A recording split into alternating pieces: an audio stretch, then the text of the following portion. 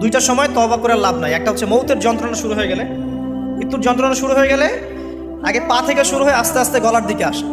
হাদিসে যেমনটা এসেছে, সূরা ওয়াকিয়ার মধ্যেও আছে যে পায়ের দিক থেকে যন্ত্রণা শুরু হয়ে আস্তে আস্তে আস্তে আস্তে এই গলার দিকে আসে, এবং আত্মাটা গলার এখানে যখন চলে আসে, এখান থেকে মালাকুল মউত আত্মাটাকে নিয়ে চলে যায়। এবং চোখ দিয়ে তাকিয়ে থাকে মানুষ, রুহটা চলে গেলে মানুষ চোখ দিয়ে তাকিয়ে থাকে। দেখবেন এই কারণে মৃত ব্যক্তি তাকিয়ে থাকে, চোখ খোলা থাকে। এবং তখন আসমান থেকে সিঁড়ি নামিয়ে দেওয়া হয়, ওই সিঁড়িতে করে আত্মা চলে যাচ্ছে, ও তাকিয়ে দেখে যে আত্মা চলে যাচ্ছে। এবং মানুষ মারা যাওয়ার পরে চোখ জীবিত থাকে অনেকক্ষণ।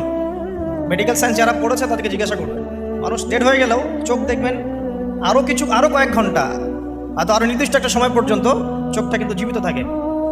এই জন্যে চোখ বন্ধ করে দিতে হয়। যাই হোক, যেটা বলছিলাম যে মৌতের যন্ত্রণা শুরু হয়ে গেলে তওবা করে লাভ নাই, তওবার দরজা বন্ধ।